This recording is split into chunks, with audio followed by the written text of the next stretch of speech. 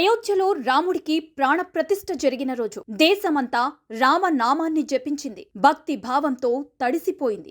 ఎన్నో ఏళ్ల కల తీరినందుకు సంతోషించింది. ఇక రామభక్తుల సంగతి చెప్పనక్కర్లేదు. స్వయంగా అయోధ్యకు వెళ్లారు. ఆధ్యాత్మికంలో మునిగిపోయారు. హిందూ ధర్మంపై గౌరవంతో, రామునిపై భక్తితో రాయ్పోల్ మండలం రామ్సాగర్ గ్రామంలోని రామాలయంలో ప్రాణ ప్రతిష్ఠాపన కార్యక్రమాన్ని లైవ్ స్ట్రీమింగ్ చేశారు మన డల్లాస్ రఘువీర్ రెడ్డి. ఆయన చేసిన లైవ్ స్ట్రీమింగ్ కార్యక్రమంతో ఊరంతా రామనామ స్మరణలో అయోధ్యను తలపించడమే కాదు, భక్తిపూర్వక ప్రశంసలందుకొని ఆదర్శంగా నిలిచాడు.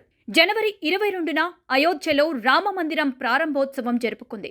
దేశమంతా జై శ్రీరామ్ నినాదాలతో మారుమోగింది.